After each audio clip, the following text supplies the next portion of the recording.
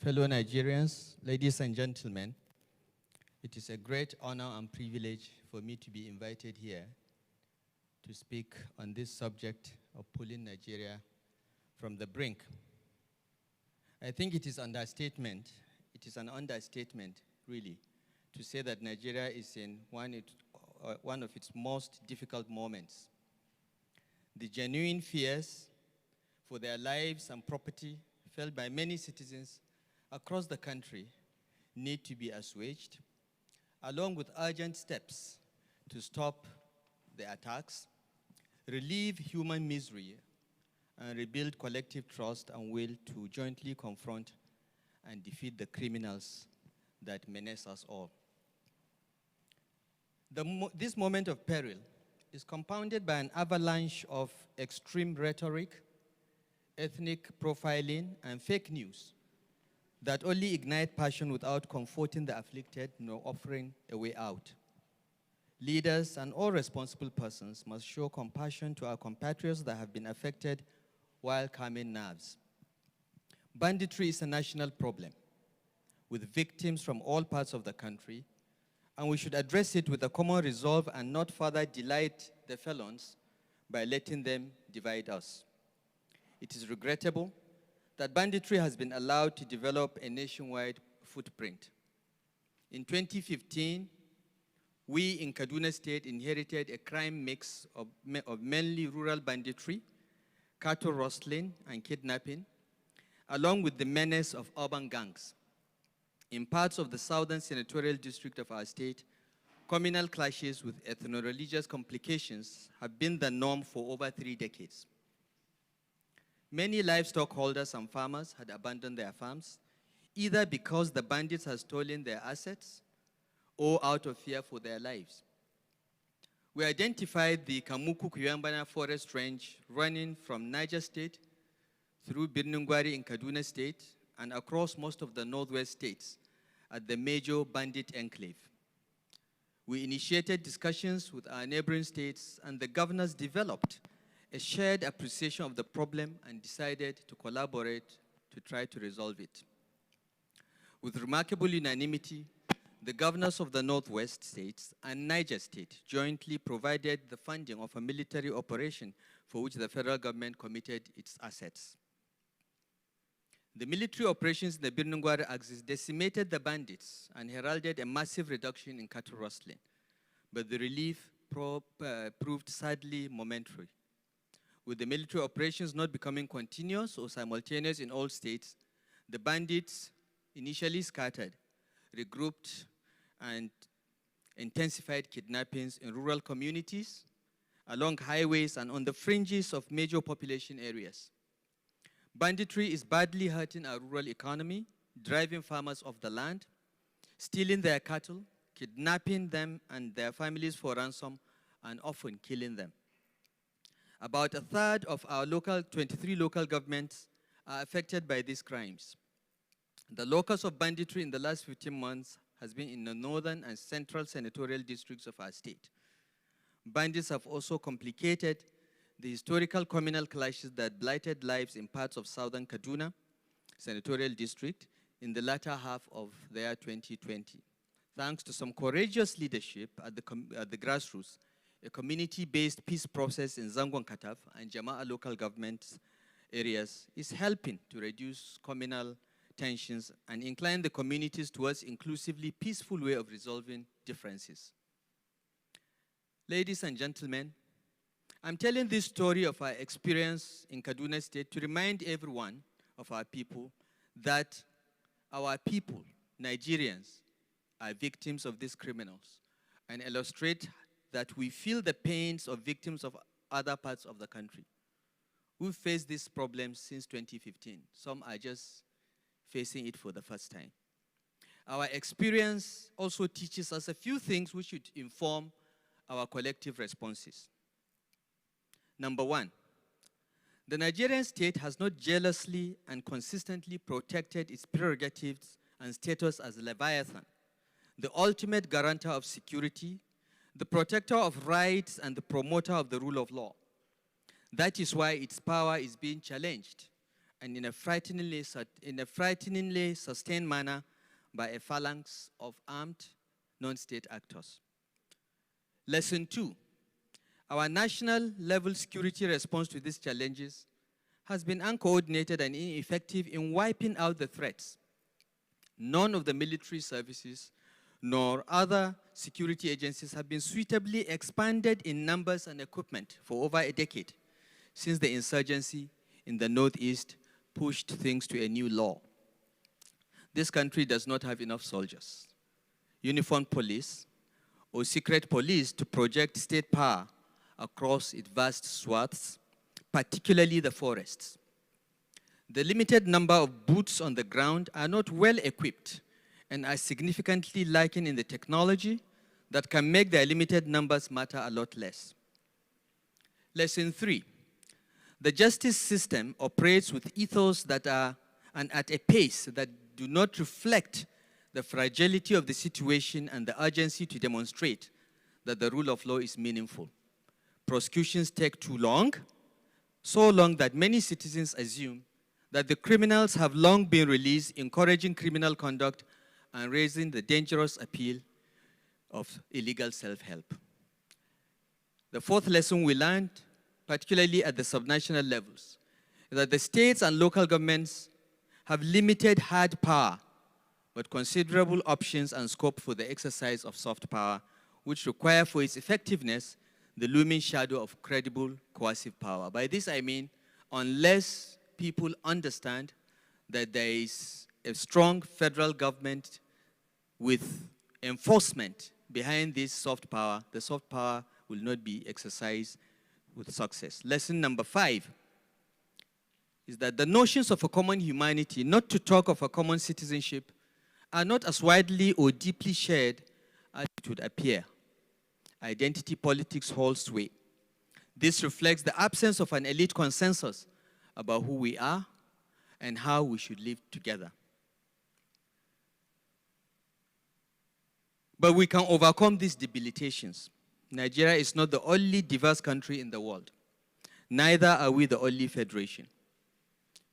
We are not the only country cobbled together by accidents of history. We are more integrated than we think, and there are many shared stories of triumph and tragedy. There are fault lines, but we can be rational about managing and navigating them. We can be conscious and deliberate about overcoming some of them while rendering those that remains less toxic. In Kaduna State, where we have 54 ethnic groups, we're implementing a project that conceives livestock production as a viable business rather than as a culture. We are working with a global dairy agent, Ala of Denmark, to deliver a project that sedentarizes herders in a community with roads, veterinary clinics, schools, and health facilities.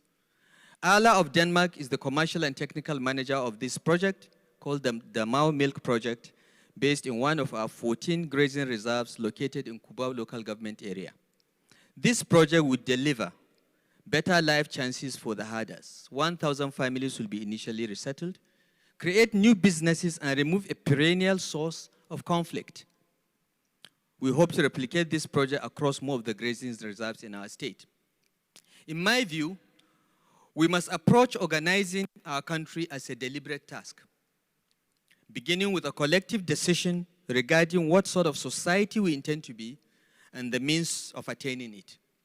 That collective decision manifests in elite consensus, and it would include an understanding of the medley of measures required to make it happen. It may involve a set of drastic actions to signal a firm direction and some more medium to long-term measures that require patient nurturing. Based on elite consensus managed under the leadership of Deng Xiaoping, China went in 40 years from poverty to near first world status, lifting hundreds of millions out of poverty and making the country the second largest economy in the world. Nigeria does not have to remain mired in identity bind. Rather than leaving its people moored to the past, we can create a shared vision of a new future.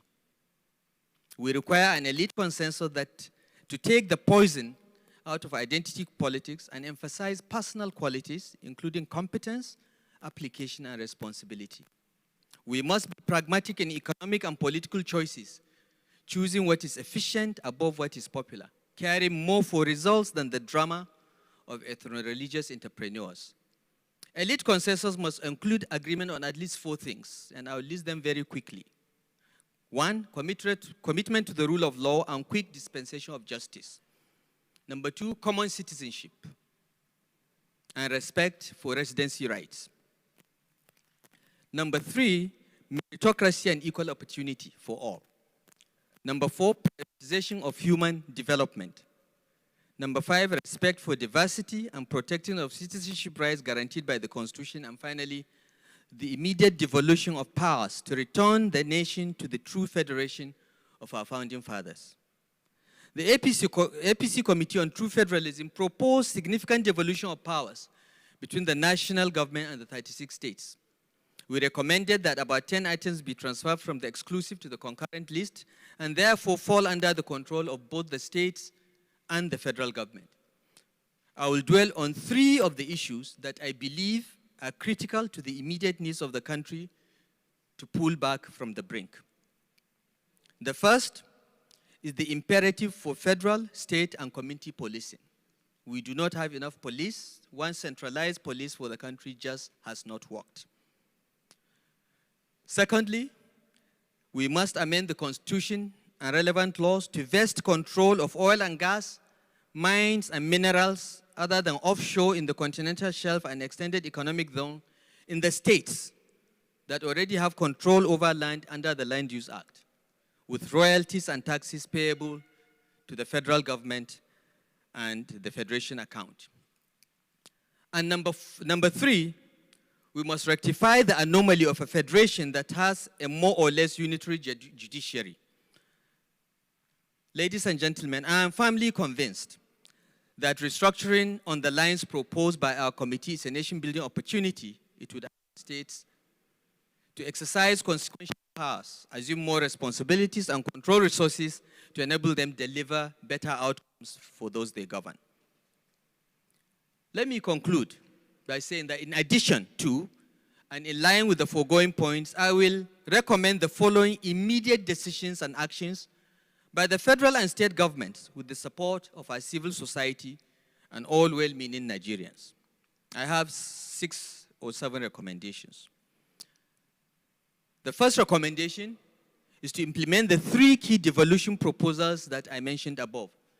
Give us state police now. Vest all minerals in the states now, and decentralize our judiciary now, not later. Number 2, let us be emphatic collectively about the right of every citizen to security, freedom of movement, and rights of residence, and that the choice of livelihood must conform to the laws of the land. Number 3, we must identify, focus, and deal decisively with all state and non-state actors engaged in conduct that amounts to challenging the supremacy of the Nigerian state and our constitution without ethnic profiling or discriminatory treatment.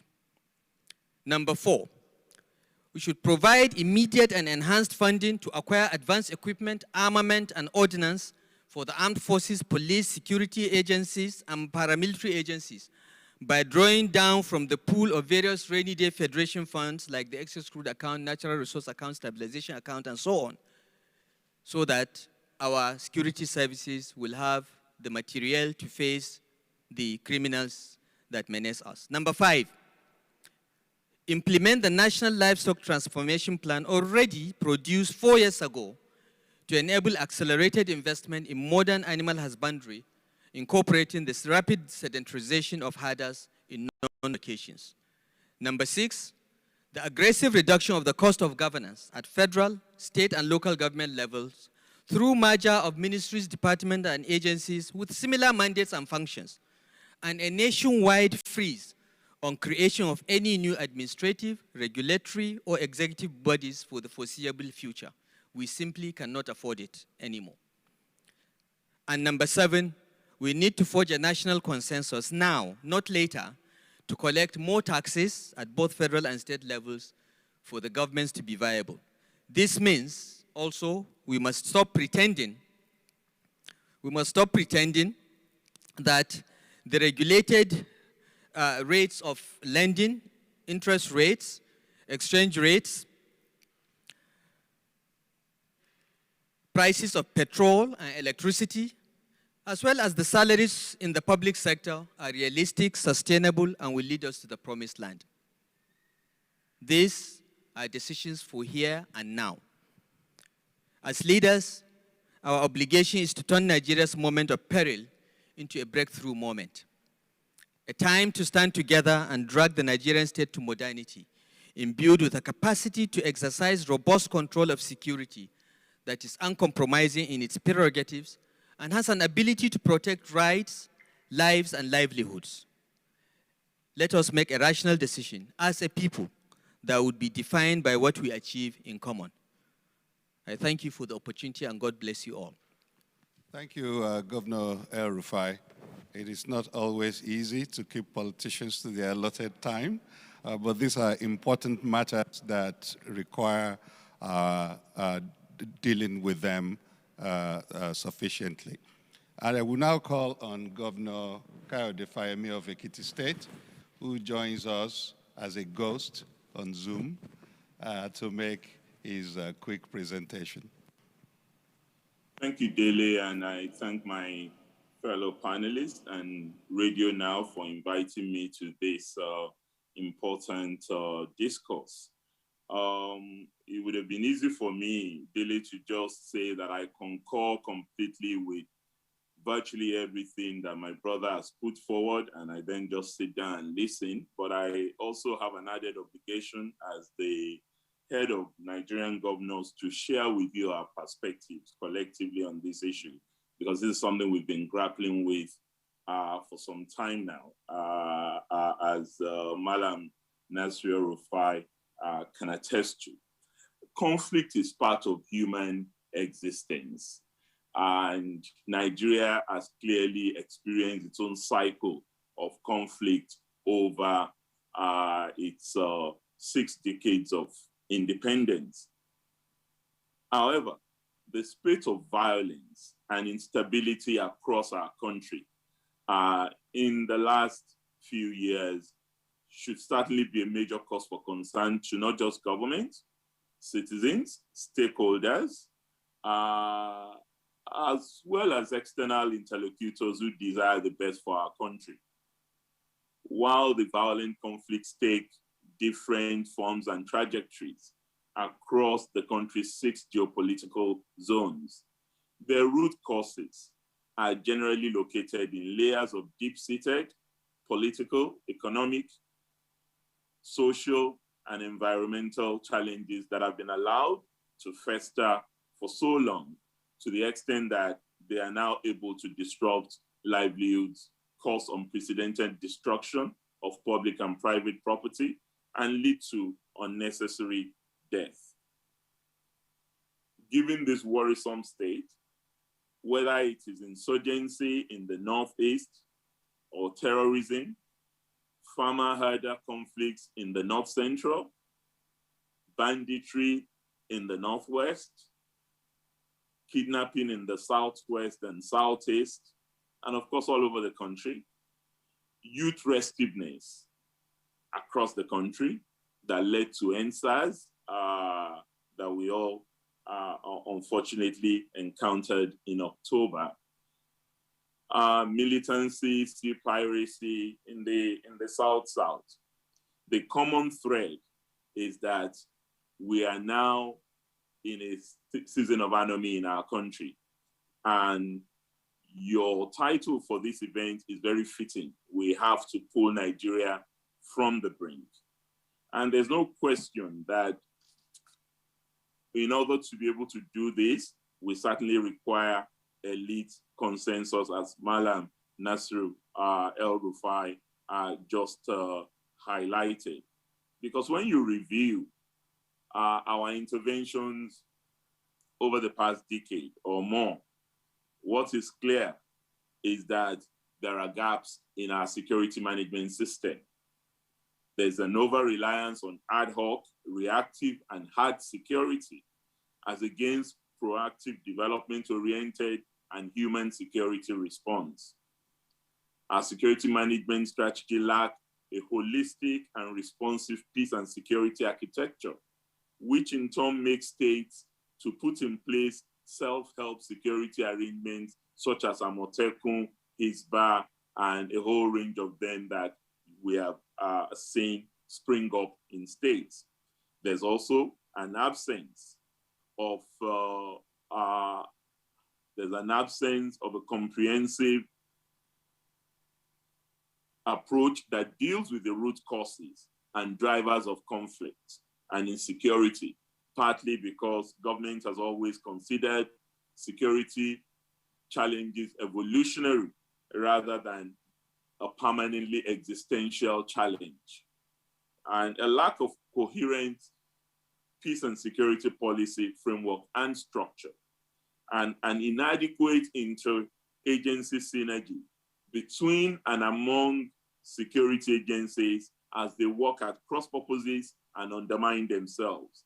This is a common story we hear from the Boko Haram insurgency infested territory amongst our various services.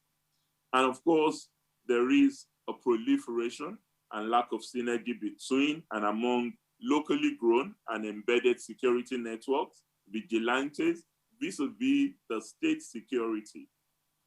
And all of this has also been bedeviled by poor media engagement between government and the media, and a negative public perception of government and whatever it's doing in order to curb all of these challenges. Madam Nasir Rufai has highlighted constitutional and structural issues that we need to deal with. And as I said earlier, I wholeheartedly agree with him on those issues that he has highlighted. But I think for us at the level of the governors, we have also been dealing with immediate issues that go beyond the generic points that have been made eloquently by Madam Nasir Rufai. When you focus on the recent challenges, be they banditry, insurgency, or most recently the harder farmer conflict that we have experienced in the Southwest, what is clear is that naturally victims are almost always emotional about issues of this nature.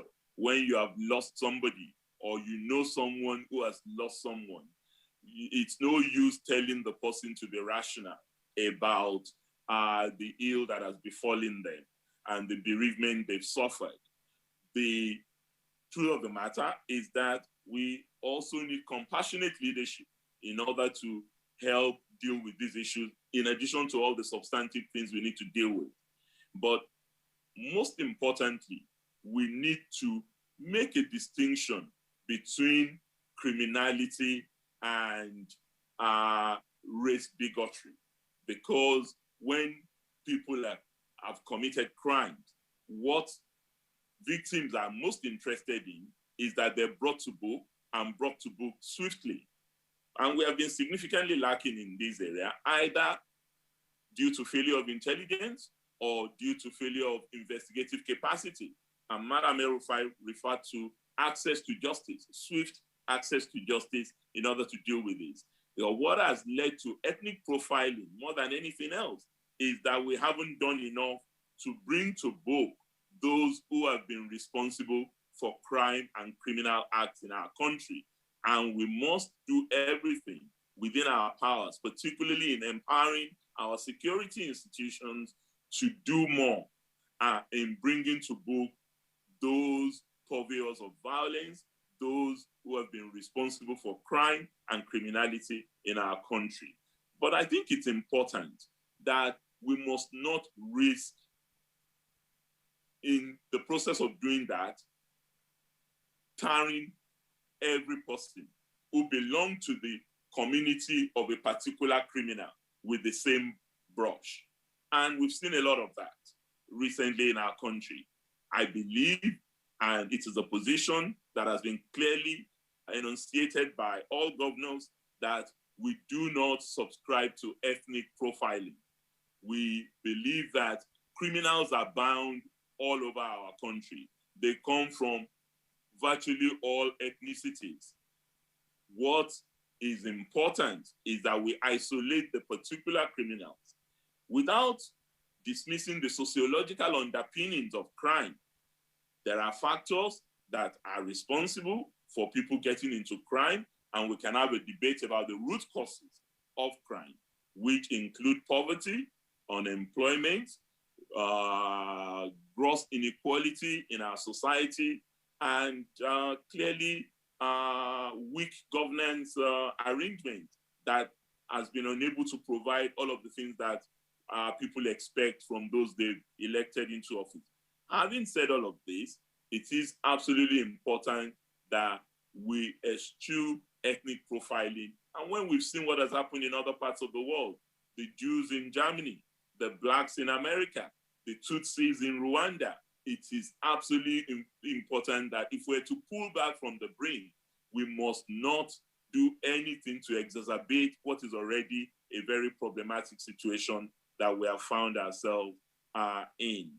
And one of the ways in which we must also work hard to address this is to ensure that government at all times engage with stakeholders of all hues, regardless of where they come from, how they have found themselves here, what they're doing. As long as they are law-abiding, we need to engage them, feel their pain, and find out precisely what the issues that will constitute early warning and conflict prevention systems are at all levels to enable us to track conflict threats and trigger early response by both formal security and informal arrangements. I think one other element which has not come up, but which I think we need to address in pulling back from the brink, and we also saw the impact of this in the genocide in Rwanda, is the use to which or abuse to which the media could be put, particularly social media. A lot of the videos we have seen in the last few days in relation to what happened in Shasha in Oyo State or in Ogun State are fake videos. Some of them are not even videos relating to issues that happened in Nigeria. They are external videos. And what this has caused or contributed to is something we need to pay particular attention. And those professionals in the media space and all of us who use media instruments must exercise tremendous restraint in utilizing these tools so that they don't become agents of insecurity themselves, rather than instruments to curb violence. But another issue for us as governors is the need to pay more attention to forests. Forests have become a menace, yet we need to treat forests as a priority governance, security, environmental, and developmental concern, because that's what they've been to us in the past. But you now find a collusion between loggers and bandits, and even in some cases, the communities that reside legitimately within some forest areas, which have turned this forest into a huge menace and a space for criminal elements to perpetrate all the horrible things that they're doing. So we need a security, a forest management framework that would enable us to ensure that those who don't have business in the forest must leave the forest. We used to have forest rangers when we were young, and these forest rangers were very effective. They were conservators of the forest. But in the period that's seen the rise of climate change problematic, this is not something that we've paid attention to yet. It is something we must pay significant attention to. Governors are also very committed, just as Malam Nasir Rufai has said, to the need to modernize grazing practices. And we have a national livestock transformation plan that we believe should be fully implemented now in order to promote ranching and modern livestock management practices. Just as what Malam Nasiru has described that Kaduna State is doing with ALA, Ekiti State is undertaking a similar initiative with Promacedo, and we've just brought in some 500 heads of cattle from the United States to inseminate our local breeds in our Ikunderi farm, and practicing sedentary ranching and grazing practice in a way that we can gradually introduce to our herders, regardless of where they may come from. Sedentary is the word. Sedentary, Thank you, Governor. Let me stop there. Thank you very much. Thank you. Senator Abaribe, I'm hoping you will bring a somewhat different perspective to some of the tenor and direction of the conversation so far as a leader of the Senate.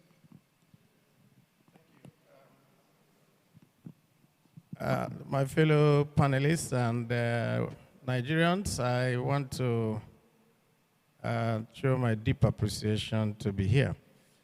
We are here specifically to talk about how to pull us back from the brink. And so, when I was contacted, I also asked a question. Do you really want us to talk about the problems, or do we come and paper everything over as usual and go away and the problem continues? Because I don't think that there's anything new we're going to say that has not been said.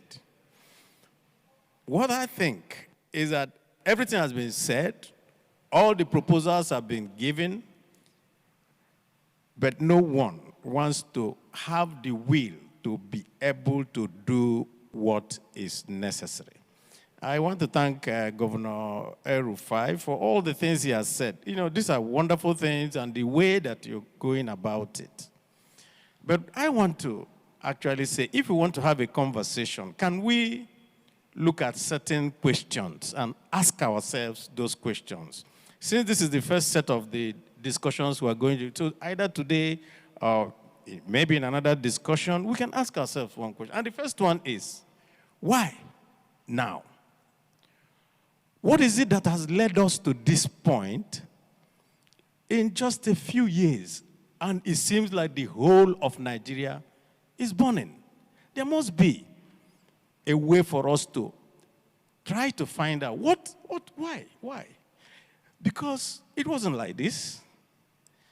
And all of a sudden we see this. Secondly,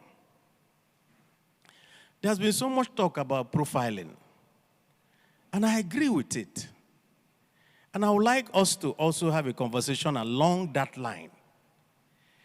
If a header is carrying an AK-47 and a criminal is carrying an AK-47 and both of them are in the same place, how do you differentiate them? Because it is necessary for us to be able to draw lines somewhere. If we are looking at that, we should also look at something else. If, like Governor El-Rufai has said, the police, the military, and all that, they don't seem to be enough. But I don't think that that is only the problem. And I can tell you, as the minority leader, I get people who call me from our place to say, this has happened here. These people have come and done this. And we have reported to the police. And when we report, we become the victims. They instead turn around to arrest us. So, what type of training do we give to our law enforcement agencies so that they can differentiate between the genuine person who has a problem and somebody who they say is profiling a set of people? Now, we can also go ahead to ask another question. And that is it possible for Nigerians to ignore the matter of attachment to land. Because that is very critical for us to have this conversation. If somebody, I think I read somewhere that close to 80% of Nigeria's land is in the 19 states of the North. About 22% or so is in the 18 states of the South. And somebody in a forest in the South is being told to leave his land in order to be alive so that another person can stay there. How do you think the person will feel? And I think Governor Fayemi said that victims need to be treated with some compassion. And I think that those are the kind of questions that I think we need to try. And I think the panelists, maybe you will all look at it. There is something that is going on, and I think Governor Fayemi and Governor El-Rufai, I need to let you know, from Ruga to the Waterways Bill, to the National Livestock Transformation Plan, all the way to what the Minister of Justice suggested, a commission for heads, I don't know what the commission is for, but at the root of it, what Nigerians see is a grab for land. So we must deal with the land problem and how people are attached to it. That must be a conversation that we must have. And I joined Governor El-Rufai to agree that if there is no quick access to justice, there's absolutely no way people who are aggrieved will feel that something has been done for them. There must be that. But on the basis of that, let me make my final submission so that you know that I won't take so much of your time. And that is that if you don't make something as the base of anything, whatever you put on top of it will collapse. Governor El-Rufai has said it. The base is fairness and justice. You must treat everybody equally. Once you do that, then people will buy into your solutions. And when they buy into your solutions, then you can continue to have a viable country. I want to stop there. Because I think we're going off a break. Thank you very much, Senator. We will now take a short break, and when we come back, we will go to panelists for quick responses, and then we'll have a more generalized conversation. We'll be back.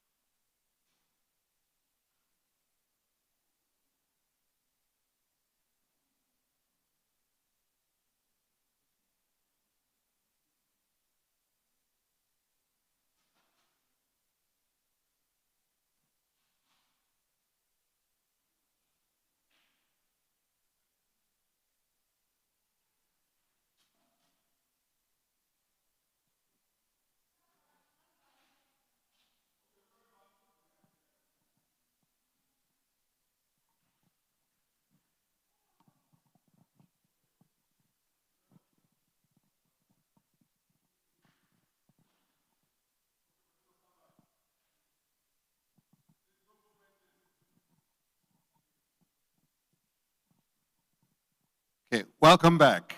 Now we go to members of our panel who have been pulled together to respond in roughly 3 minutes or so each to some of the comments that have been made by our speakers, as well as to offer some fresh insights.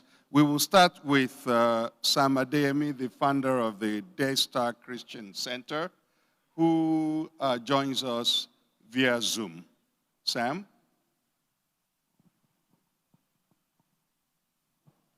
We can't hear you, Sam. About that. Okay, Thank good. you very much, Excellent. Adair Moderator, my fellow panelists, and all Nigerians. I want to say that it's just definitely appropriate that we are discussing at this time. And my major observation here is that I am impressed by the solutions proffered. First, the analysis of the problem, and the solutions proffered by their governors, especially. Governor El-Rufai did so well in analyzing the issues and proffering solutions. Governor Fayemi, also being a security expert, has analyzed the issues, even addressed the root causes, of these conflicts, and then proffered solutions. And my view would be to ask, since we know, just like Senator Avaribe said, since we know what the issues are, we have ideas about the solutions. Why are we still here? Why did we even get here in the first place? When I want to speak as a citizen, a Nigerian citizen, first, it's very comforting to know that our leaders in government are actually this smart, okay? That they know what the issues are, and they're actually discussing the potential solutions. My puzzle would be, so exactly why are we not creating the solutions? We don't expect our leaders to complain to us. We expect leadership to solve problems. Now, my hypothesis would be that it is not everyone in government, both at the federal, state, and local levels, that is on the same page with our leaders that are speaking with us here today. We citizens would like to know what the hindrances are, what the issues are. Because I have a feeling that we have a structure of leadership in our culture that does not put much premium on citizens. Yet, this is supposed to be a democracy. Unfortunately, it's a cultural issue. So it's not only about the people in political office, it's also about us citizens. That whenever we have issues to resolve, when we say our leaders, we keep referring to the people in government, but this is a democracy. The citizens actually have power. Sometimes I address national issues on social media. People say, you need to speak truth to power. And I feel like then talking to citizens because the power is with the citizens. But there's a disconnect somewhere. There's a disconnect. And Governor Fayemi did mention it, that there's a need, for consultation. There's a need for that connection between leaders in government and citizens, because I feel that it is the people that have the citizens behind them that really will be able to push through ideas to the point of execution. I think some of our leaders in government are finding it very difficult to push through some of the brilliant ideas that they have, and they need to let us know what is really going on, because the elite class has to realize it's on the cusp of history. Africa has to realize its potential now. And whatever it is we're hiding will still come out later in the history books. We need to play our roles well now. We need to know what the real issues are and why we have a government filled with brilliant people and it seems to be fumbling Some citizens assume the people in government know nothing. Now we know they do. But perhaps it's that there are conflicting ideas there in government, and the people with the best ideas are not being able to push their ideas through. Thank you, Sam. Thank you very much. So that's an important point to make about the gap between very good ideas and a clear incapacity to carry them out. And I wonder what you think of that. Abubakar Suleiman is the chief executive of Sterling Bank and joins our panel today. Would you care to respond to that and then add some other thoughts you may have? Okay. Thank you. I guess I will start by saying that it takes centuries for nations to form. And when nations are formed, it's okay to leave governance to those who are elected to do so. But in the process of the formation of nations, I think we all need to be involved in nation building. So for those of my friends who wanted to know why I am on the stage here with the excellencies, is because we are in a state of nation building. And nation building is not a political affair. It is for all of us. That said, it also links directly to the reason why there is such a gap between the ideas that we have and the execution of it. Step one is that while the politicians and our excellencies may have had the opportunity to look at the problem critically, look at the actual data and arrive at this conclusion, most of us citizens have not done that. We actually operate on the concept of headlines. And once the headline says something, we take it on. The consequences of that is that we have also not lined up behind the right ideas in government. We are therefore spread ourselves thin.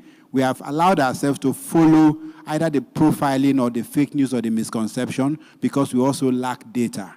So for nation building, I think I'm calling on everyone that we all need to be involved as if we're all politicians, because the truth is that we are at this point. Regarding how we can move from ideas to execution, let's not forget that this is all economics. At the root cause of all of the problem we face today is unemployment. It is about poverty. It's about people not having enough. And that cannot be done by government.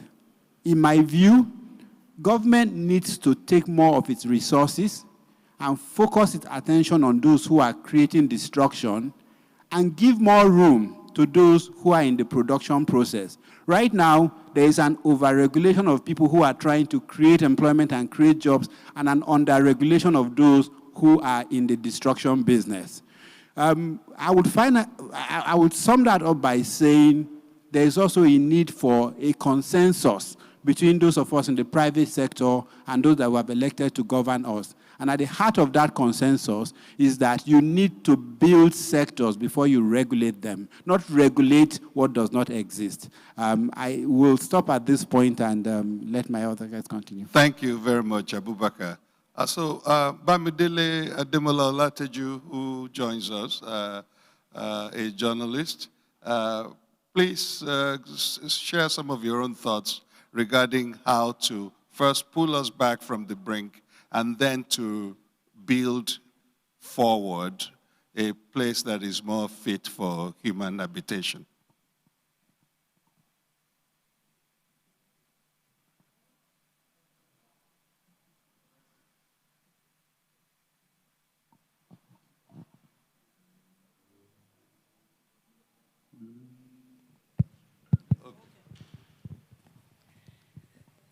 I want to thank Radio Now for inviting me here. And all protocols observed. Okay. And thank you, Malam Nasir, for a very robust submission, and to Dr. Fayemi too. Well, why are we here? We want to have frank conversations.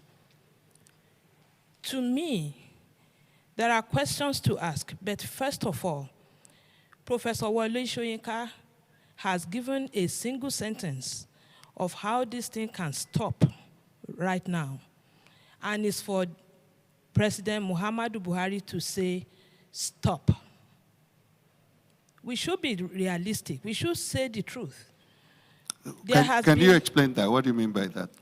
What I mean is, for him to come out, address the nation, make a pronouncement that I do not support, even though I'm Fulani, because this problem did not begin with him, but it has exacerbated when he became our president. The first step is to say, stop. And these are the steps to take. If you find anybody doing this, any Fulani carrying AK-47, that person should be arrested. 1. 2, Nigeria has an elite problem because the elite are not invested in this country. Who owns the cows? In the Southwest, I know that it is the elite who own the cows. If you tell me, Etiala, to submit the names of those who own cows in the Southwest, you will be shocked. Again, another question we can ask, how much is an AK-47? Can a herder get an AK-47, afford one? Okay, these herders are being paid minimum wage. Who arms them? The elite. Who releases them when they are caught? Who calls the police station, the DPO, the judges? The elite. Are we now afraid of our elite? Are they now more powerful than the state? They are not, because the state has yielded the monopoly of violence. It's only the state, the sovereign state, that owns the monopoly of violence. Until we restructure our security architecture to be responsible, to be accountable, we are not going anywhere. And I want to ask, if the governors are this helpless, what shall we do? Because the governors do not control an army. They do not control the police. If Malam Nasir calls the police commissioner in his state, and the IG says he should not answer, he will not answer. That is the truth. So we need something like a National Guard. We need state police.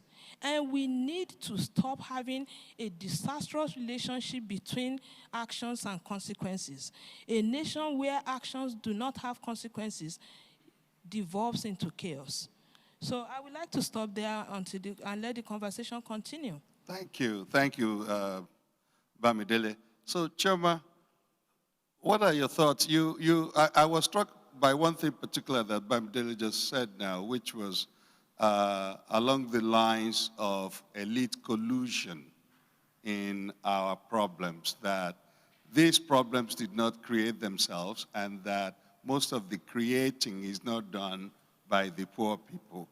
What is your own thought as to whether this is how we find ourselves, and what could be the interests of sections of the elite in creating such mayhem as we are now experiencing in our country, assuming that she has a point? Thank you very much, and thank you for having me here today. To respond directly to your question, I think that people profit from chaos, and that's exactly what's going on in Nigeria today.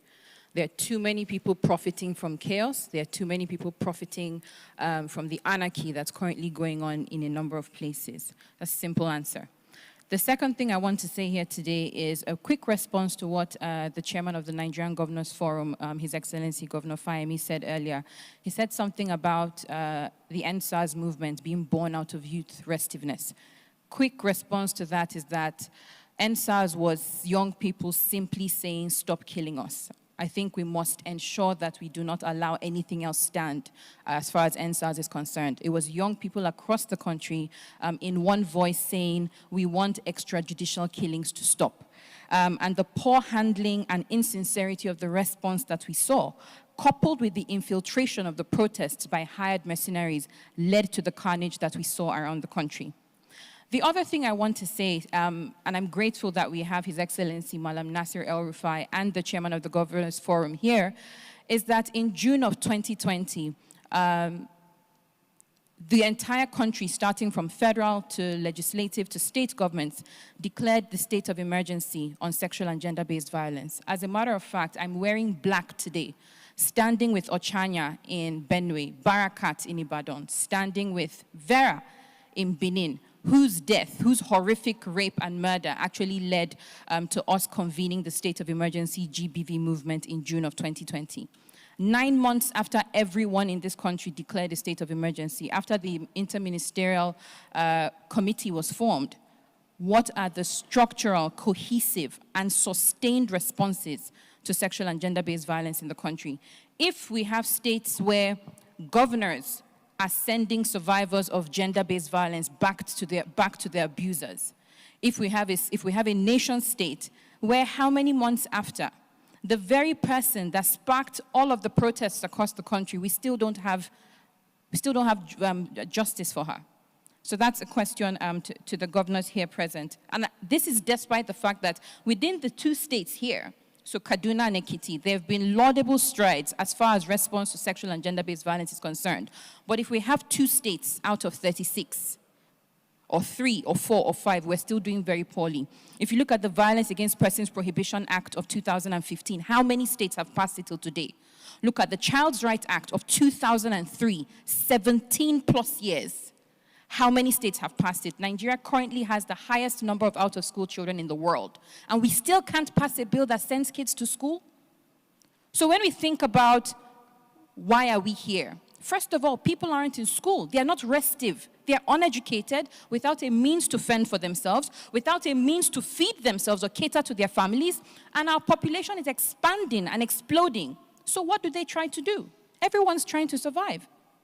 The final thing I'm going to say, how do we pull ourselves back from the brink? We need to build 2 things. 1, investment in the idea of Nigeria. Investment in the idea of the country, investment in the geopolitical idea that Nigeria is. We also need to build investment in our immediate environment. For instance, love your neighbor as yourself, regardless of who your neighbor is. But we won't do that if we don't trust that our government is loving us as well. And quite frankly, as a young Nigerian today, I don't feel loved by this government. I don't feel that in the midst of a pandemic, we were forced to go out to queue to register for NIN. And the incoherence of that, today go out, tomorrow come back, tomorrow there's a deadline, tomorrow there's no deadline, tomorrow we're going to use it for BVN, tomorrow we're going to use it for election registration. It was chaotic. That's not love. So we must build investment in citizens. This government must show us that they care about us. This government must show us that they love us. This government must show that we are the people that put them there. And I'm very grateful for Pastor Sam Adeyemi, and I do follow his teachings on social media, especially about nationhood and especially about citizen building. We must build this country together, but I can't outsource leadership to the person I elected to lead. Thank you. Thank you very much. Before I allow the senator and the governors to respond to some of the grenades that have been rolled with the pins pulled out in your direction, I wanted to go back to Sam, to a point he made earlier, which was around this gap, this seeming incapacity. Do you want to talk a little bit more about that people who seem to know what we should do fail to stand up as leaders and act? Will the real leaders please stand up? Sam? Thank you very much, Dele.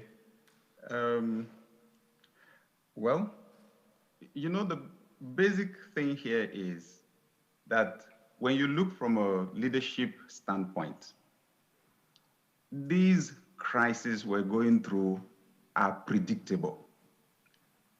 I had said to the people that listened to me years ago that Nigeria would go from crisis to crisis to crisis. Why? Because we have a culture basically that is not aligned with principles. We're dealing with cultural issues, deep issues, mindsets, beliefs, values that eventually influence behavior. Okay, so the leadership culture itself has a big problem because there's a wide gap between the leader and the led. It's a cultural problem. The leader is very powerful. The led, powerless. Okay? It's a cultural thing. So leadership requires change. That's the essence. If you're not taking me from A to B, you are not leading me. If we stand on the same spot for 12 hours, you're standing in front of me for 12 hours, then they ask you, what are you doing to him? You say, I'm leading him. That's not true. You're actually obstructing my progress. We need to move forward, okay? And what I'm saying is there are people in government that know this. They know what we are supposed to do. Okay, let me be honest. I have friends in government, okay? So, and they tell me, when they say vision, because basically we should be discussing Nigeria's development. Nigeria needs to move into the 21st century and as fast as possible. Abubakar mentioned it. This whole thing is about the economy. If you have any problem in Nigeria that is not tractable, somebody is making money from it. Okay, and Chima said as much. Somebody is making money. Boko Haram people are making money. Banditry is about money making. Kidnappings is about making money. Why don't we then create a country where people can make money legitimately? Basic. Once you begin to discuss that idea with Nigerians, a vision will give people hope. Presently, there's despair. People can't see any way forward. So what's the discussion right now amongst young Nigerians? This huge population that we have of young Nigerians. It is, look, let's everybody go their way. Let's break it down. The smart people know that will not solve the problem, okay? Thank you. South Sudan broke away from North Sudan, and then South Sudan went into a war. Breaking away is not the issue. The restructuring is empowering the citizen. But I am saying there are brilliant people in government. They're finding it difficult to push their ideas. They need to tell us why. This is my suggestion to them. Yes. The elite class, okay, the elite class is speaking to itself. It's not speaking to the citizens in a way that is understandable. Right. And the elite class thinks that the only way it can maintain relevance is by negotiating within the elite class. Yes. Thank you. That won't work anymore. Darren Acemoglu and James Robinson said it in the book, Why Nations Fail. The elite class in almost every country uses political power to channel economic resources to benefit itself. And it takes force to change it. That was how Europe changed. And we don't need to wait until the country breaks down before we change that equation.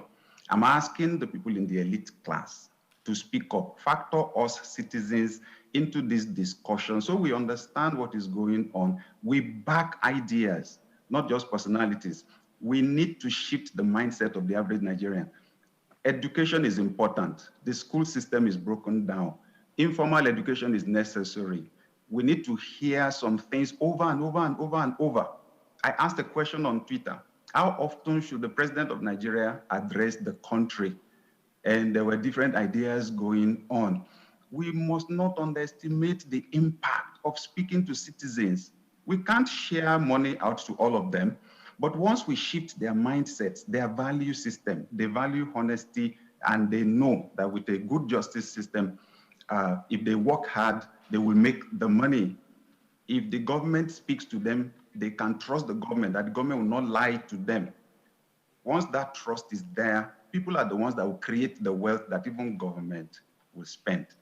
We need our elite class to tell us how we can move the country forward. Thank you. Thank you very much, Sam. I appreciate that. I do want us to sort of focus on some of the few things that we've been discussing in the past hour or so that you all say you agree on. Kayode Fayemi mentioned that he agreed with what Nasir El-Rufai said about how to devolve power quickly to the state so we can fight insecurity, increase economic activity, and guarantee justice to people in a timely way. Those are three concrete things. We have governors here, we have a leader of the Senate here, and I do not see a roadmap. What is that roadmap? Because after this year, this country is going to grind to a halt, and you are all going to just be campaigning to be re-elected or to get other people in power. How do we get from point A to point B? Or have we become so catastrophically governed that we're no longer able to see our way clear of how to get somewhere that we all agree is where we should be. Who wants to go first on that one?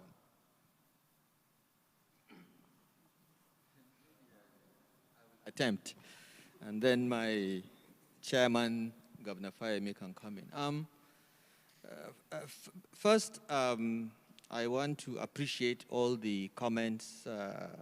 Pastor Adeyemi, very insightful, you know. I don't know how come I have not been following you. I will start. You asked a question, and I will give you an answer. We are governors.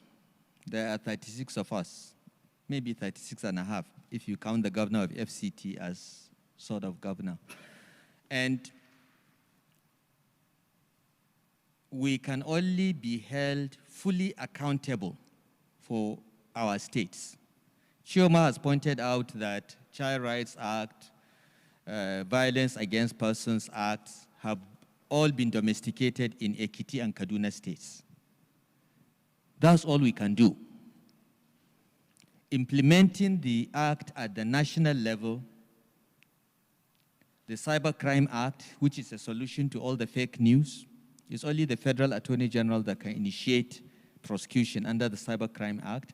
There are certain things governors cannot do.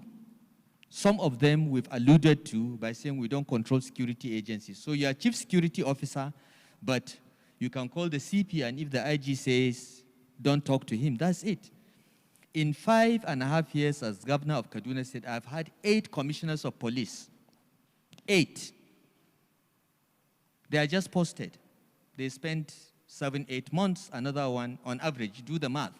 8 commissioners of police that have virtually no say in their posting and so on and so forth. How can you have security management if you change your management, the frontline chief of security every 8 months on average? So I think when people talk of government, they forget that there are several governments in Nigeria, and it is important to locate responsibility where it is. As state governors, we are responsible mostly for education, for healthcare, for social development. We have a lot to do there. So when education fails, no point blaming President Buhari. When healthcare fails at the primary and secondary level, there is no point talking to the president. It's us as governors. But having said that, there are some things that are beyond us. I have mentioned 3. We want state police. Only the National Assembly can give us state police. There is nothing the governors can do. And these senators and House of Reps members were elected from states. Many of them got elected with our help and support. But when they go to Abuja, they can grow large head and will not barb their hair for 2 years, and they start thinking something else. I had one like that. I got him out. Okay? So there are some things, you know, minerals and petroleum to be vested in states. Only the National Assembly can amend the Constitution, and then the state assemblies can support it. And the National Assembly will do so only if civil society, the media, come out and say, these proposals will make Nigeria better. If citizens come out and say, this will make Nigeria better. We want states to have more responsibility so that we can be held more accountable. This is what is contained in the APC Committee on True Federalism. And I just took 3 examples here. And the moderator is right. The reason why I said we need state police now, we need a decentralized judiciary now, we need the vesting of mines, minerals, and oil in states now, is because if we don't do it this year, next year, everything will be politicized. I hope I have answered your question about smart people in government and the disconnect with getting things done. Our system of checks and balances between executive, judiciary, legislature, and several tiers of government sometimes confuses people into thinking there is one government. There isn't. When we complain about security architecture, that is clearly the federal government's responsibility to fix. We can, as governors or states, support. For instance, 2 or 3 years ago, the Nigerian Governors Forum took the decision to take $1 billion from the excess crude account, which we own about 60 to 70%, to give to the Nigerian military so that they buy armaments and security forces. We initiated it as states because we are at the receiving end of these security failures. So there are some things we can do, but there are some things that are beyond us. But I believe that unless we stop the blame or looking for who to blame, everyone has a grudge, everyone can say this or that. This is the time, this is the moment. Everyone in Nigeria feels this sense of crisis, which I think is an opportunity to do these things so that Nigeria can be structured better and we can begin to pass responsibility down and hold people accountable, no confusion. And then perhaps, we will attract some of the people sitting here into politics and government, because that's another fundamental problem. It's easy to sit aside and say government should do this, government should do that. When the best people are not in politics, the best people are not in government, you'll continue to have suboptimal outcomes. Thank you.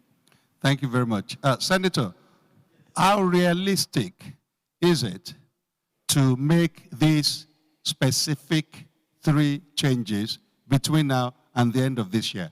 Is the Senate, is the National Assembly structured in a way that it can actually do anything of value?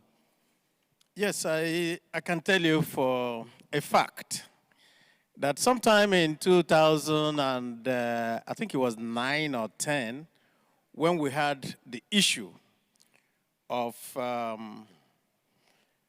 Goodluck Jonathan and the doctrine of necessity, the Governors Forum, all of them came and met with the Senate and said, this is how we need to resolve this issue. It didn't take a week. We passed that law, an amendment of the Constitution. So I think that is possible. Governor Fayemi can come with Governor El-Rufai with his report and meet with the Senate, because we're in the process of doing the constitutional amendment. I said, these are the quick wins that we can do. It's not a difficult thing at all. It's just that, well, governors and the presidency, what we see is a KBC democracy, where the man on top, it's only what he says that will happen. Governor Rufai has said, okay, let us all work together. We are very, very ready to do that. Thank you. Yes. Thank you. So, Governor Fayemi, I wanted you to, are you still with us? I wanted you to jump back in about a particular comment you made regarding empathy for victims and so on. But as an extension of that, there also seems to me, including what I'm hearing on this panel and what I've heard elsewhere, the tendency for us to nurse our own grievances jealously so that it stops us from being able to work in concert with others to solve problems in a concrete way. How do we get beyond everybody's victimhood being nursed with great jealousy? Thank you, Dele. Before I go into that, I would crave your indulgence. Just allow me a quick response to my brother, distinguished Senator Abaribe. The request he just made, we actually did. I went with Malam Nasir El-Rufai and 12 of our governors to meet principal officers in the Senate to present that report, the APC Constitutional Reform Report, to the leadership in Senate. So I would expect that this has now been conveyed to the Senate Committee on Constitutional Reform. You were not there that day, but we did what you are just requesting. So the ball is in your court. Governor Rufai is totally right. We can pass laws.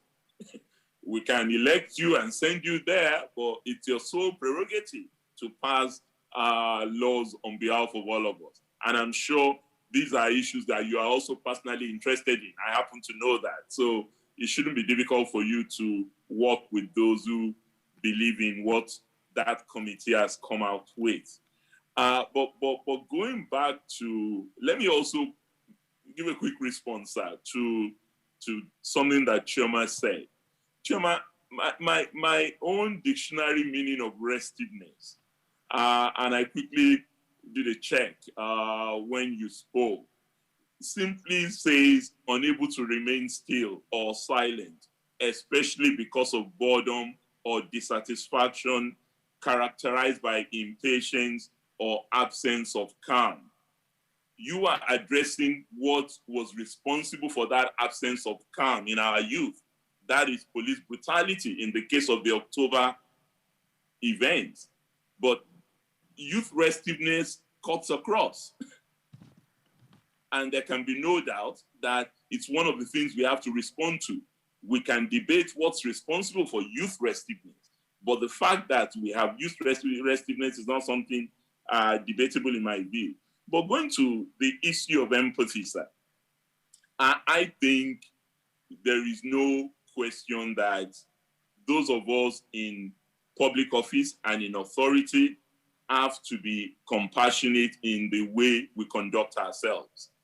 And there's no doubt that a lot of people have been victims of crime of all sorts, of bad governance, of lack of accountability.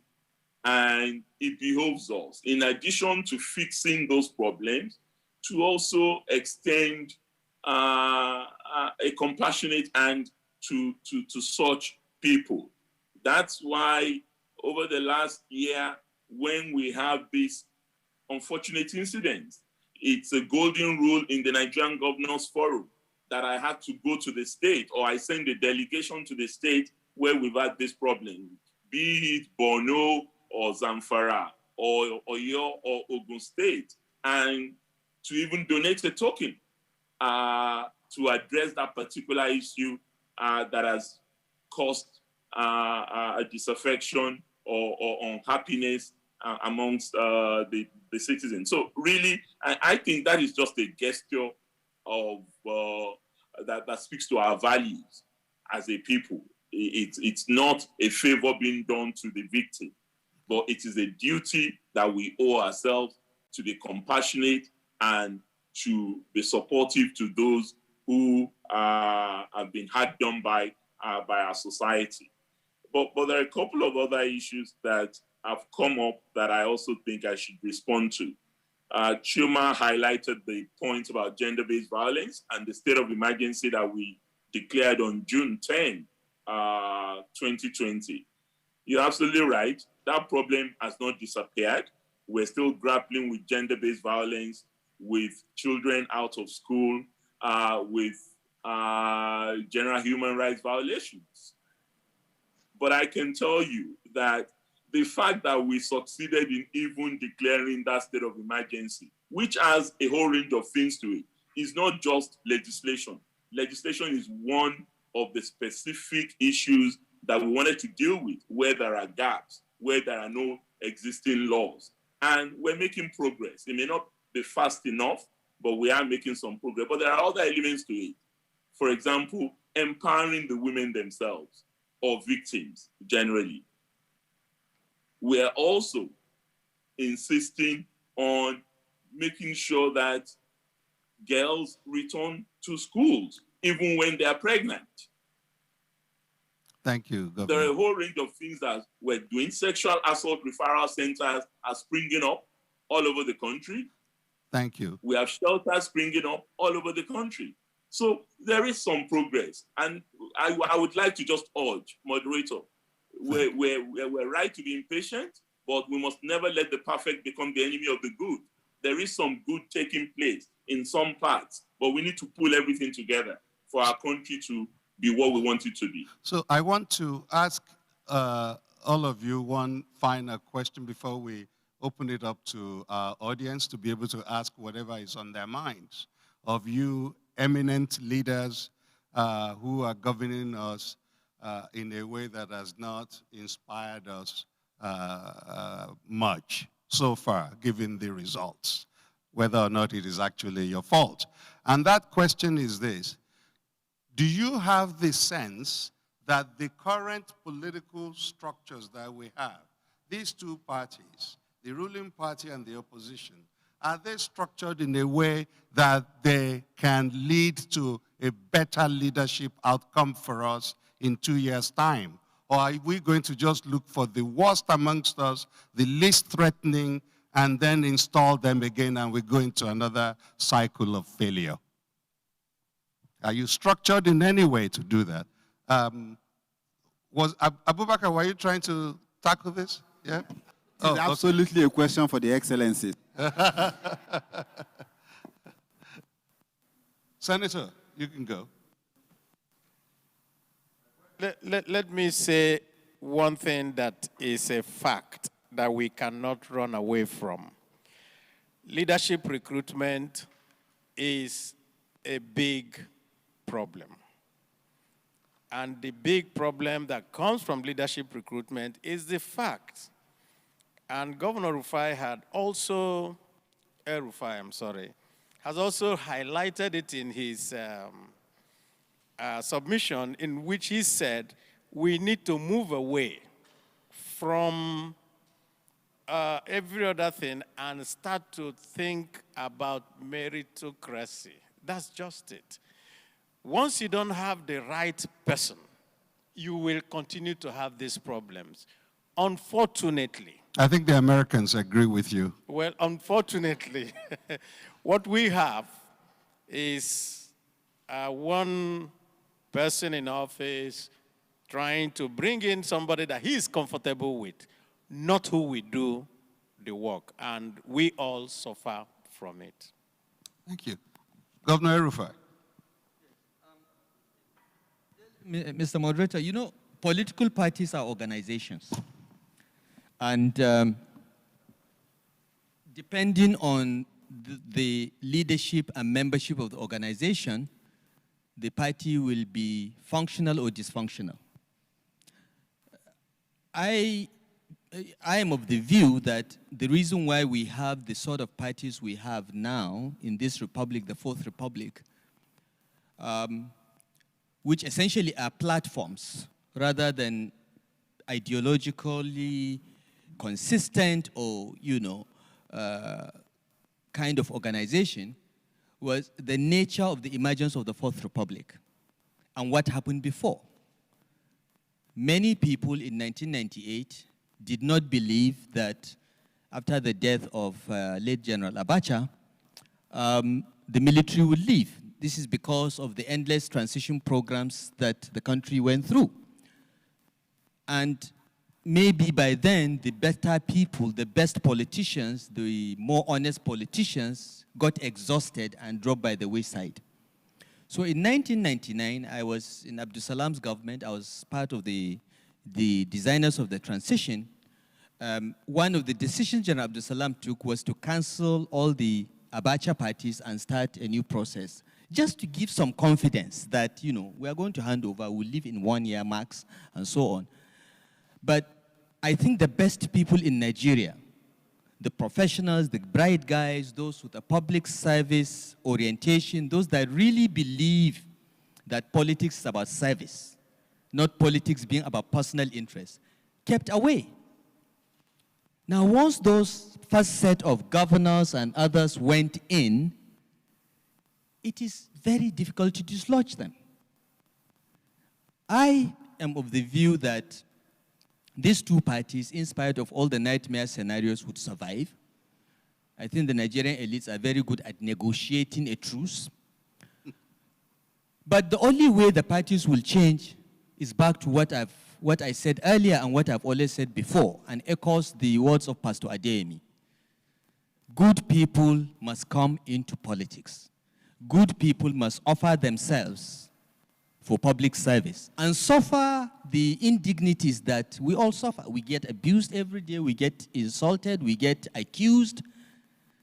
But we must have our best people in public service. We must have our best people in politics. We should not have them in banks, in telecoms companies, in oil companies, and in civil society protesting. Protesting will take you nowhere unless you have a seat at the table. And the most important table is that political table. I got into government the technocratic way. I didn't go into government and get to be appointed minister because of politics. I was appointed because the president liked me and thought I could do the job. But I realized after that politics trumps everything. So my call to Nigerians is, if you want to see better governance, be part of the selection process of those that offer themselves for public service and politics. And the only way to do so is to join political parties and be active and influence the leadership that emerges in the political parties, which usually influences the leadership, those that are offered for election. There is no other way. There is no shortcut to it. And I appeal to young Nigerians, educated Nigerians, comfortable Nigerians, because public service pay is very poor. So comfortable Nigerians should leave what they are doing. The pastors and imams that have made money, the bankers, the telecoms guys, leave that thing, come and make Nigeria work, because if it doesn't work, you will not sleep at night no matter how much money you make. So I believe that we can change these parties. I believe that there is hope. I believe that if we have more and more young people, and we have 5 million of them attaining the age of 18 every year, they can come and overwhelm the parties and chase out the old men like me and take over. But they must come. They cannot stand on the sidelines and keep criticizing. Any fool can criticize. Solutions are what this country needs, and you can only propose these solutions, fight for them if you're in the system. Thank you very much. Thank you. Choma, you wanted to make it quick? Yes, and I'll keep it very quick. The political climate of Nigeria as it is presently constituted actually prohibits the entry of young people.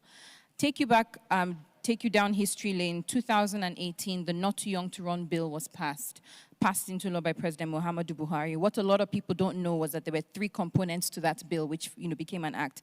The first of them was the reduction in age. The second was a reduction in campaign spending, putting a cap on election spending. Of course, that was thrown out. The third of them was independent candidacy, and that was thrown out. Off the passage of that bill, young people came out in droves, joined political parties. The Not Too Young to Run movement engaged with political parties from APC to PDP to all the other parties in the country, speaking with them about things like internal party democracy, ensuring that people with character, competence, and capacity rise to the top and vie for office. What happened? I personally know of a group of young women, 50 of them, who ran for office in this country in 2019. None of them won. Why? Some of them were substituted simply because they were women. And so when you talk about, people need to come into politics, we also need to think about, is the political climate welcoming of young people? Can they afford to be in politics? You talk about, Senator Abaribe mentioned something which I really liked, which was about intergenerational conversations and the recruitment of leadership.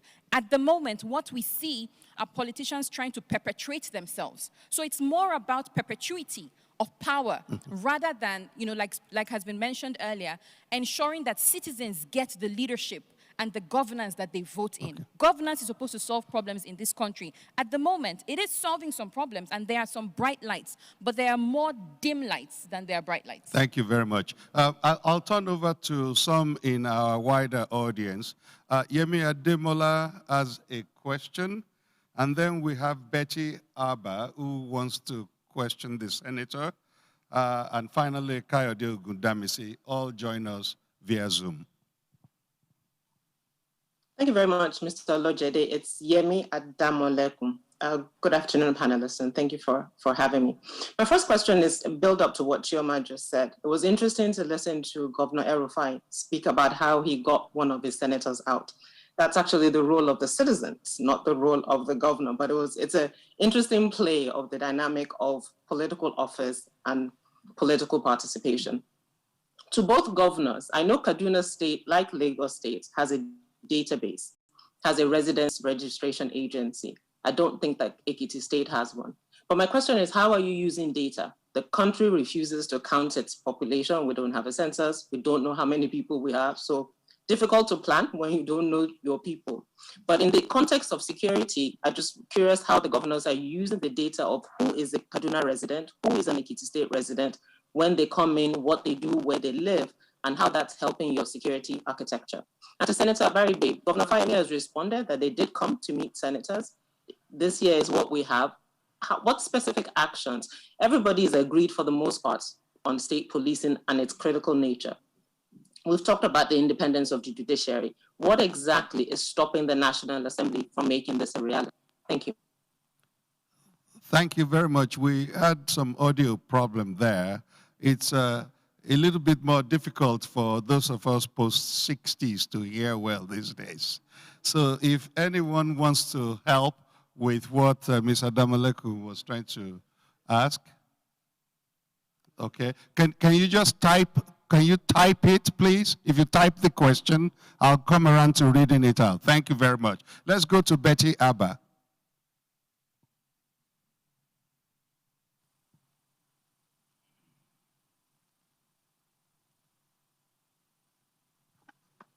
Yes, Hello? we have you, Betty. Are you unmuted? Okay. Yes, can you hear me? Hello? Can you hear me now? Yes, we can. Yes, we can. Okay, all right. Thank you very much. I have a quick question for the two governors, and by extension, governors across the country, political office holders, and as many persons as have the responsibility of the constitutional responsibility of securing lives in Nigeria. My organization, Sea Hope, works with young persons, and over the years, we've had to work with internally displaced persons, especially across the Middle Belt and some parts of the North.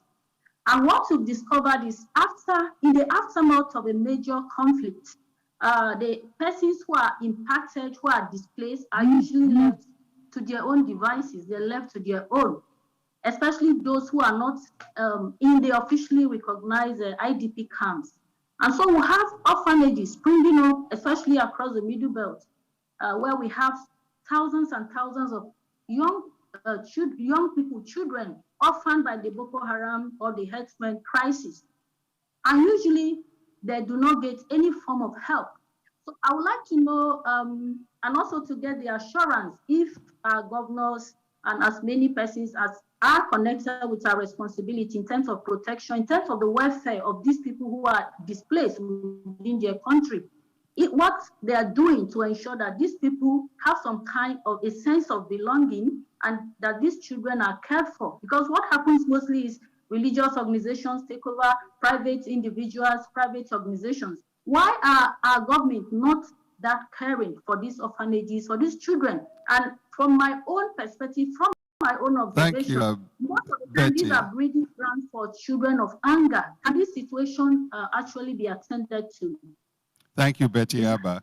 I'll just take Kayode Ogundamisi as well, and then we can try and tackle all of them together. Mr. Ogundamisi. Thank you. Thanks for having me. My first question will go to Senator Abaribe. And I would just like to quickly quote from Yasser Arafat, who said that you negotiate with your enemies, not with your friends. Right now in the country, there is restiveness. People are not sure whether they belong to certain parts of the country. Considering Senator Abaribe's closeness to IPOB in Southeast Nigeria and the tension in that part of the country, would he use this opportunity to reassure Nigerians that non-Igbo people in Southeast Nigeria can still find that place as home? And how would he respond to this view that the problem we have is that politicians and public office holders are completely disconnected from many of our people who genuinely probably want a disintegration of the country, either rightly or wrongly, and that there should be conversations across all sections of the country among this group who have their right to self-determination, and what efforts will be made by political office holders, senators, to have these people speak, because they are the one carrying arms and they are not the one making policy, but they're causing a lot of discomfort in the country. The other part of my question goes to Governor El-Rufai and Governor Fayemi. As leading members of the APC, I am aware that political parties produce presidents.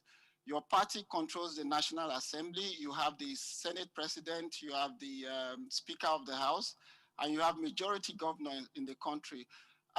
Considering the insecurity, the high level of insecurity in the country, do you have mechanism within the party? At what point do you go to the president and say, just not anymore?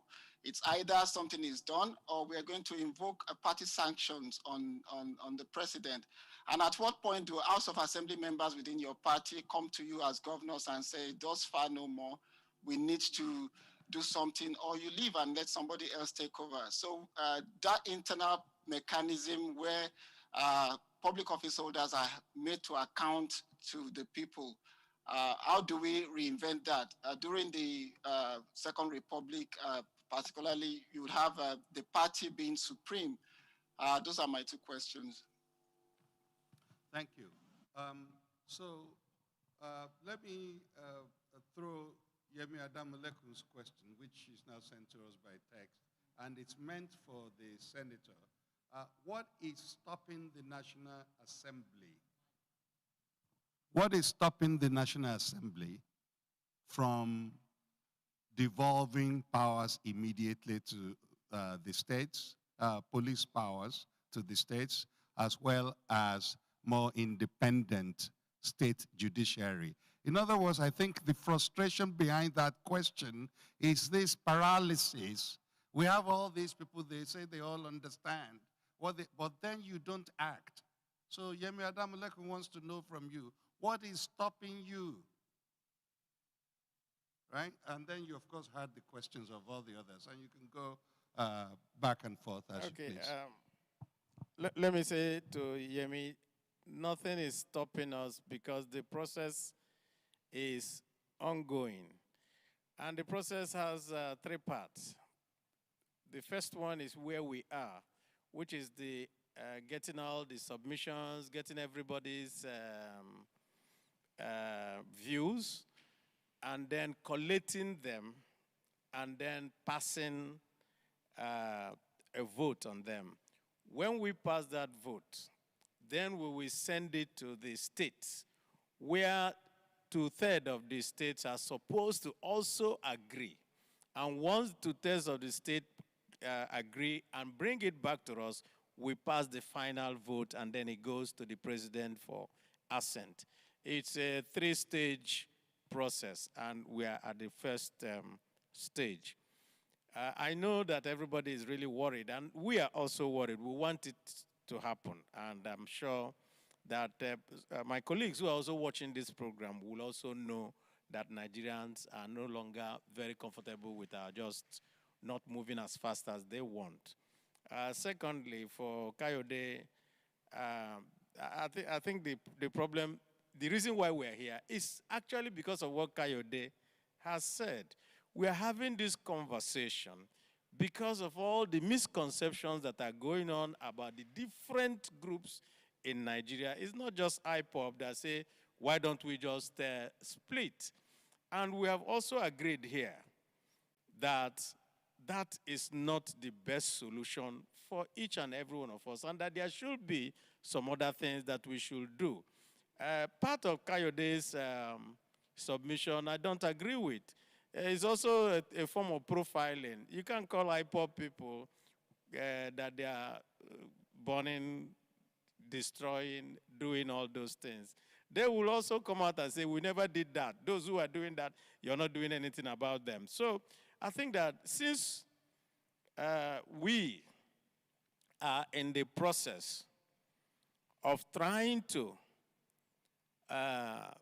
cure an eye problem, we will find it very, very necessary to keep Pepe away from this cure that we are trying to get.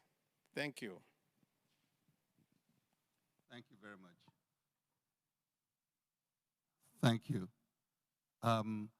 So just a quick follow-up on that. What is your commitment? Offer a public commitment about how this can be achieved. We should not leave this place with vagueness and good feeling. What is the commitment that you personally make here in public to making sure that some of these concrete proposals actually see the light of day during the course of this year? Represent my people of Abia South Senatorial District and generally Nigerians, and I'm committed to it, and I can tell you that anything that should be done, I will do, and that is why I'm here. Thank you. Governor. I think well, first I want to make a comment on Chioma's question about what happened in the 2019 elections. You see, I've said this before and I'll say it again. Young people think that because the not too young to run bill has been passed and they joined a political party yesterday, they will go for elections tomorrow. It doesn't work that way. You must not come into any organization with a sense of entitlement. We are all young too. We walked through the ladder to get to where we are. Go into the party, walk, wait, you will get there. It's not going to happen in one election cycle. I have said before that what happened was that the Fourth Republic started wrongly in many ways because the best people kept away, okay? Once the not so good got in, they will try to bring people like them. They will try to be entrenched. And it takes time. It takes several election cycles to dislodge them, but they can be dislodged faster if you come in large numbers as party members and begin to push and push and push. Nobody gives power up. Nobody gives up power easily. So don't expect magic overnight. But since you are going to live for another 50, 60 years, you have more at stake in the future of this country than I do, because I have maybe, I don't know, much fewer years than you. So please go in there. Don't be discouraged. They may not want you there, but stay there because it's your country and you don't have any other choice. And wait and so on. Now, Kayode raised a very important question, which has been answered by Pastor Adeyemi. He said, at what point would we go to the president internal party and say this and that? Unfortunately, we are not just a textbook democracy. We are products of our culture and the way we are brought up and the various hierarchies that bound us. There are certain things that we cannot do today in Nigeria, okay? I'm just being very honest. It is highly unlikely that at any point, any State House of Assembly will assemble itself and go to a governor and say, you are not doing very well, we are going to impeach you. It doesn't work that way. The political process, the political culture is not that one. It's not the one in the House of Commons in the UK. So this is not likely to happen. Over time, and this is my clarion call all the time, good people come into politics, withstand the frustration and the insults, stay there so that the good people have the critical mass to dislodge the fringe politicians, the opportunistic ones. It will take a long time. It may not happen in one election cycle, but let us start. Let people come in and push and push and push so that we have better and better and better people. Having said that, I want to come back to what I proposed. I still believe that by the time we implement this devolution, these three issues out of more than 10 that we have put in our report, if we can just get this done this year, by the grace of God, you will see a completely different country, because more and more people will be focused on their states and the opportunities in their states rather than fight for a place at the table at the federal level. The biggest problem we have, I think, as a country is that the country is a federal republic in name, but a unitary state in practice. The federal government is too powerful. There is so much resources and rents available to fight over that we have all this problem. The size and the might of the federal government, coupled with its being overstretched, is part of the reason why everybody wants to come to Abuja. And to get there, you need to, push identity as your tool, rather than competence, rather than capacity, rather than delivery. But if we reduce these things and give the states more power, more resources, more accountability, you will see more people not wanting to come to Abuja, but working hard to develop their states. And I think that will solve the problem. Thank you. Thank you very much, Governor. So I will give one last question to one member of our outside audience. Eugenia Abu has been waiting patiently.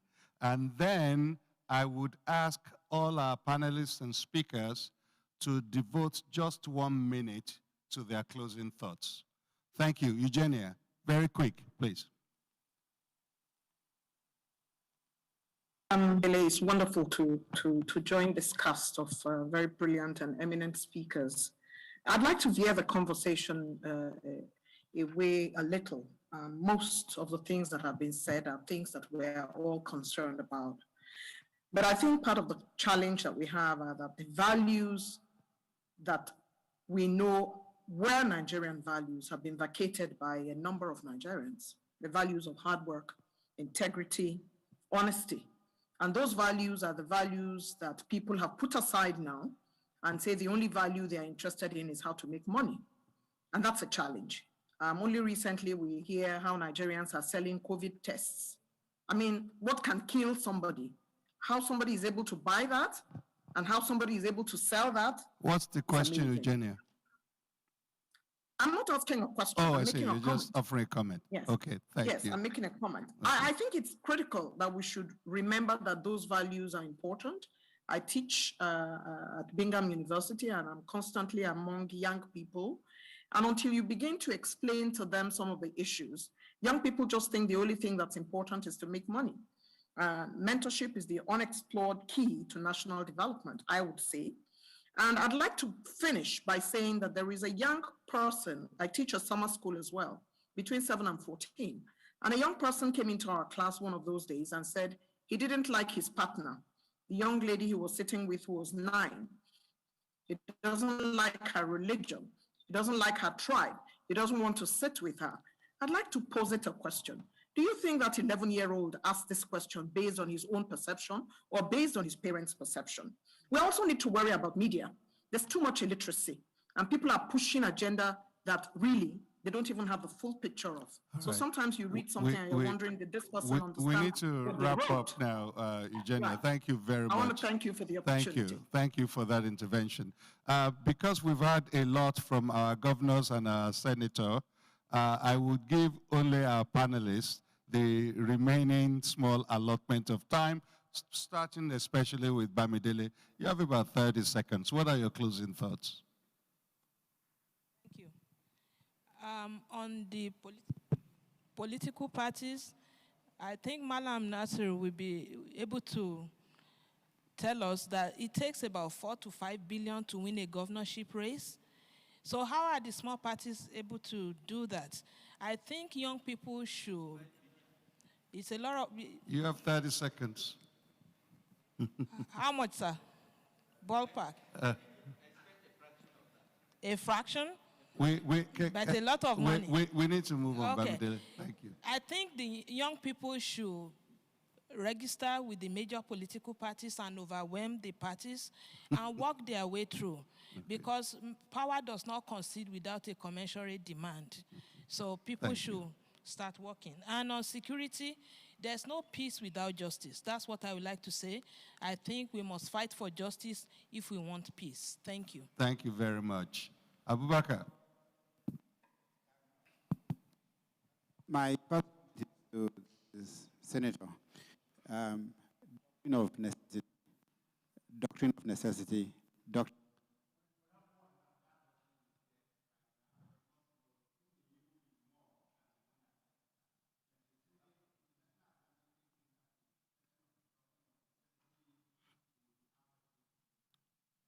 Thank you very much.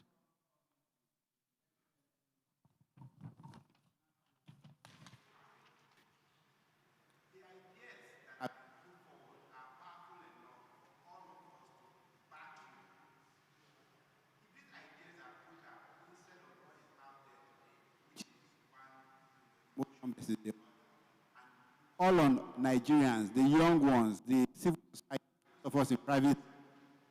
This is three things needs to happen. You will have millions from all over the world backing the individuals. Let the ideas trump the political parties, and let the ideas trump all of the emotions that we are riding on today. Okay. Thank you. Thank you very much. So, Chairman.